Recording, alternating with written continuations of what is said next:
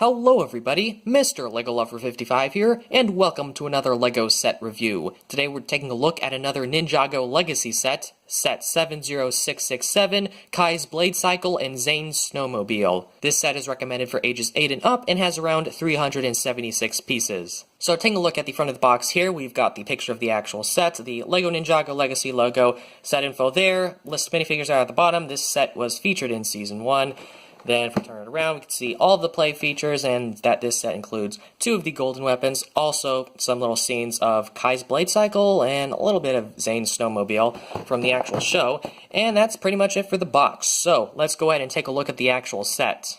Okay, so here's the set all built up, and there's quite a lot of different things to this set, so I think we're going to go ahead and, I'm just going to go ahead and start off with the smaller stuff, and we'll go ahead and take the minifigures out of the way also. So we'll start off with all this smaller stuff here. So first thing we have here is this little stand or whatever for the Sword of Fire. I guess this was just made to bump up the piece count, I guess, and maybe just to hold the Sword of Fire. I mean, they could have found some way to integrate that to hold the sword into like the motorcycle or something, but I guess if they made a stand for it, that's neat, I guess.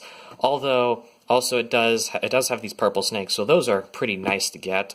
Then you've also got this little thing, this little lamppost. This kind of goes well with the that Ninjago City Chase set from the Ninjago movie, so I'm glad that we're sort of getting more of these type of little lamppost things. You got some Ninjago language there. I don't know what that says. You could probably translate that if you want. I'll bring it a little closer so you can see it better, but yeah. You've also got this chain, which I'm assuming is to, like, I guess, sort of trip the motorcycles or something. I don't know, but I guess that's there. It's pretty cool. I haven't actually gotten one of these chains before in this color. I know it's been released before, but that's the first time I've ever gotten it. Then you've got this little thing, which I really like the design of the sign. It has those plates or tiles at sort of an angle, and these are stickers. The ones with the Ninjago language on those are stickers. I don't know exactly what this one says, but I can take a pretty good guess and say that this says keep out just from looking at the letters. I don't know, just keep, there's 4 there and out, so I don't know, it just definitely looks like it, but that sign's just on a ball joint, so you can sort of, pose that however you want, so I like to just keep it like that. And then you've got a little box in here for some dynamite. It doesn't do anything, it just sort of sits there, so yeah, no explosion feature or anything special like that, but that's okay. And then last up here, you've got this thing right here, which if you don't know what that is basically a little, I'm not entirely sure what it's called, but it's a thing that you can use to practice spinjitzu with your minifigures, I guess. So basically you put a minifigure on there and then you spin it. There's just a rubber tire there at the bottom. You just sort of, you do have to have it at an angle, so you can't just like do it flat. I mean, maybe you can, won't work as well, but you just have to have it at an angle, so you can just knock some snakes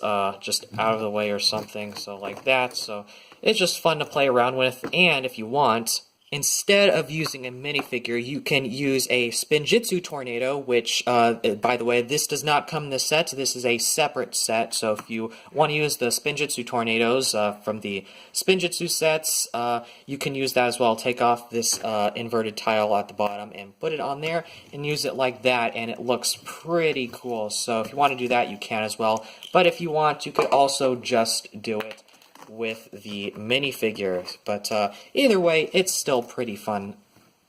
Now, taking a look at the actual main builds of the set, which are Kai's Blade Cycle and Snowmobile, these are remakes of the original sets. Kai's Blade Cycle had its own set, and Zane's Snowmobile came sort of as a side build in one of the Serpentine vehicle sets. But we'll go ahead and start off by taking a look at Kai's Blade Cycle here. And honestly, I really like the design of it, mainly because it's a little more different than the original. And now I do have the original, but it's in pieces, so I can't really compare it at the moment. But just having it in hand, I honestly kind of like this one a little bit more, because mainly the one sort of problem I had with that other one, I don't know if I mentioned it in the review or not for that set, but that one was kind of, it was sort of oversized. And I know we've had plenty of oversized motorcycles before in Ninjago, and honestly, these can still be considered pretty oversized motorcycles, but This one is definitely a lot smaller, and I personally like that. It's a lot more sleeker and just a lot more, I guess, aerodynamic than the previous one. And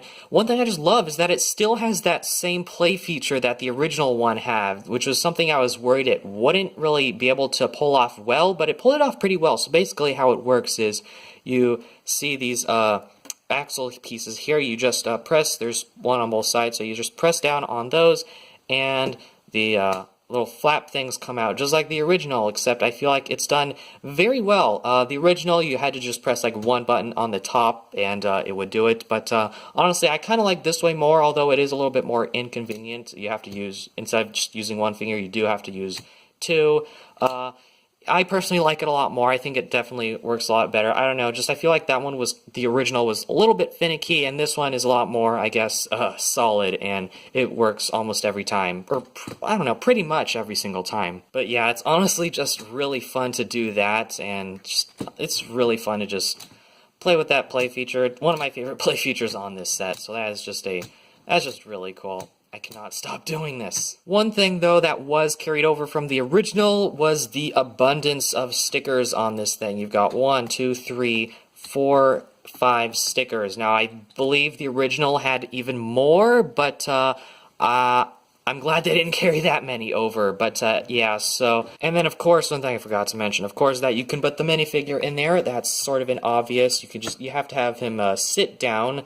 I believe in the original he had to stand up, but this time he can actually sit down, and then he holds onto those.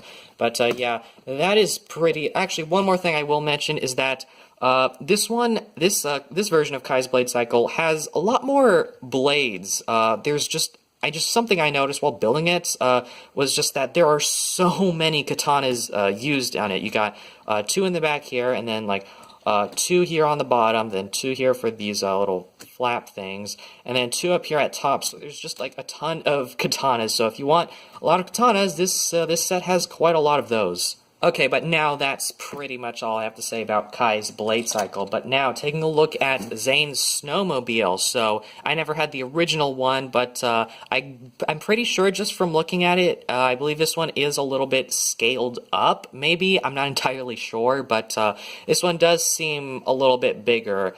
Especially now since it's not a side build and it's a actual main build of the set. But yeah, overall it does look pretty good. One thing I actually do like is the strafing that it can do. So you can, when it's moving, you can sort of bend it to the side, and the front little ski thing will sort of stay on the ground. So that's something that I think is pretty cool. So you can sort of get some strafes or something like that. I don't really know, but it's just sort of fun to play around with like that. And you can also pose it at some pretty cool angles, which is really cool. This thing also does have sort of a play feature. It's not as exciting as Kai's Blade Cycle, but basically it's stud shooters. So you've got these large things here on the sides, and you can move those. And if you move them forward, it basically just shoots a stud.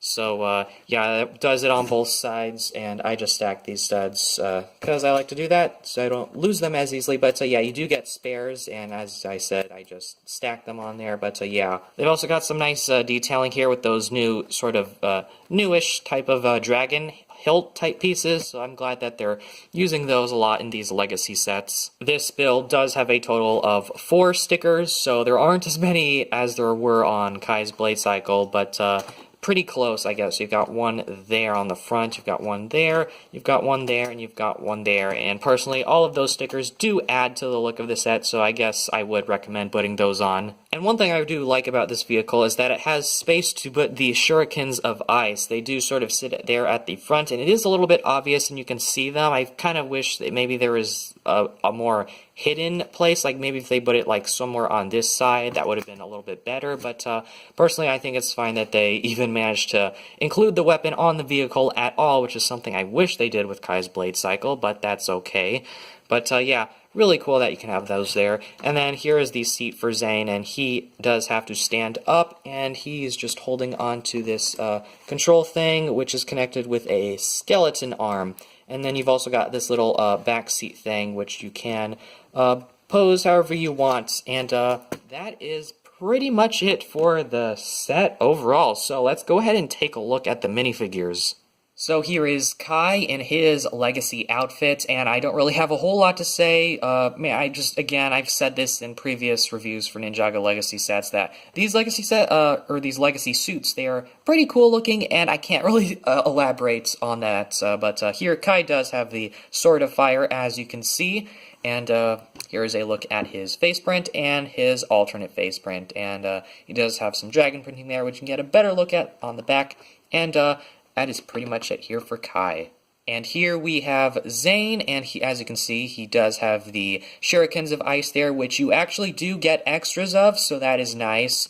But yeah, there's a look at his legacy suit. There's a look at his, back printing there, as well as his alternate face expression, which they really need to make a new happy expression for. I've mentioned this before, but it worked for the movie, this face expression. It worked for the movie, but it just does not work for the TV show version of him. This one is fine, but the other one no, that one's not fine. But that's it for Zane here.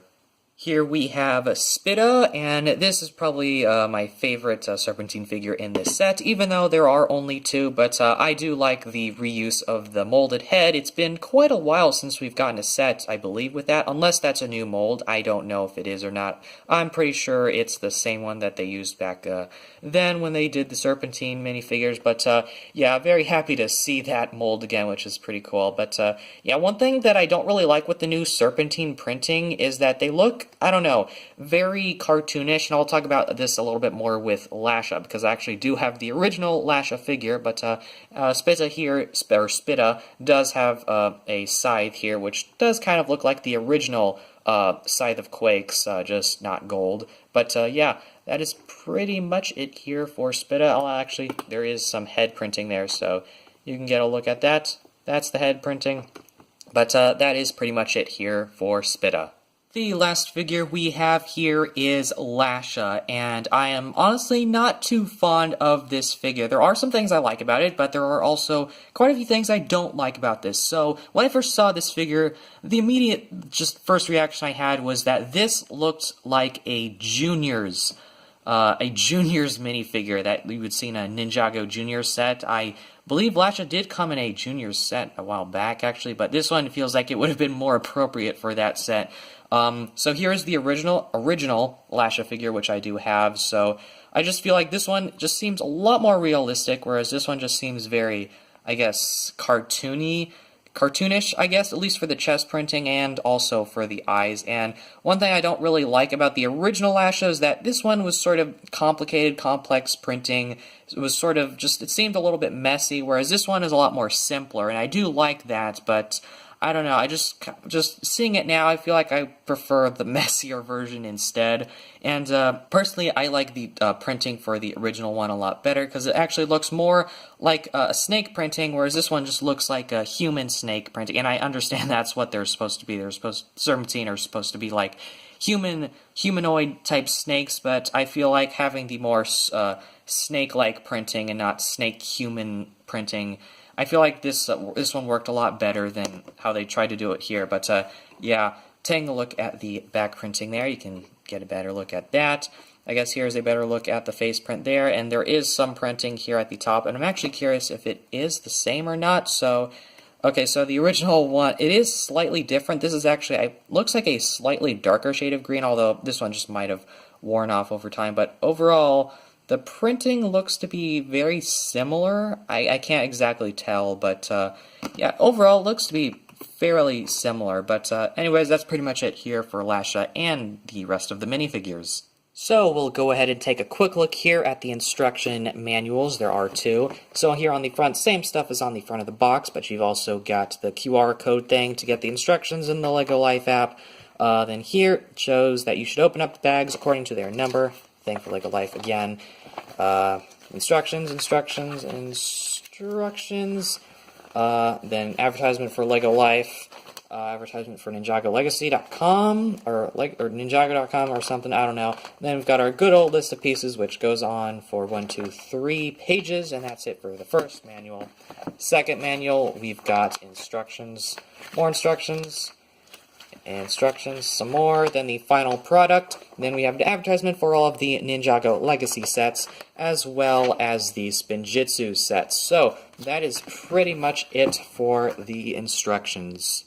So overall, this is a pretty cool set, a pretty good one actually for its price especially. You get 376 pieces for only $30, and in that you get 2 motorcycles, which this is a set sort of similar to one from last year that I can remember, the Street Race of Snake Jaguar. That one came with 2 motorcycles for $30, and this one is sort of similar except that's a snowmobile. And I feel like people are going to like this set a lot more than that one, mainly because of the nostalgia, of course, because these are remakes of the original Golden Weapon vehicles, so I'm sure a lot of people will want to get this set for that. You also get 2 out of 4 of the golden weapons in this set. You get the Sword of Fire as well as the Shurikens of Ice. And I guess also comparing it to the Street Race of Snake Jaguar again, compared to that one, you got 2 minifigures in that set, whereas in this one you get 4. So there's lots of things that I really like about this set, but of course there are some things that I don't really like, mainly that there's quite a lot of filler, and there's so much filler that I actually forgot to add in some of the filler stuff, but this I wouldn't really consider filler. This is a nice little play feature. I'm glad that they included this in this set. I wish they've included it in more sets, because currently this Spinjitzu thing, it comes in that cheap $10 set, which I have no intention of buying. It also comes in the Monastery of Spinjitzu, which is a great set as well. And this is the only other set besides those 2 that it comes in. And in the Monastery you get 2. In this one you only get 1, and I believe in that $10 set you get 1. So I kind of wish that they distributed more of these throughout the Legacy Wave, but that's okay. But anyways, going back to things that I don't really like about this set, again, there's just a lot of filler. You've got this thing is filler, this thing is filler, this thing is filler, so there's just overall lots of filler with this set. The main part of the set is obviously the vehicles, and it is nice that there are some filler elements to sort of go alongside with them, but I feel like there's just a lot of unnecessary ones. Like, did there really need to be a stand for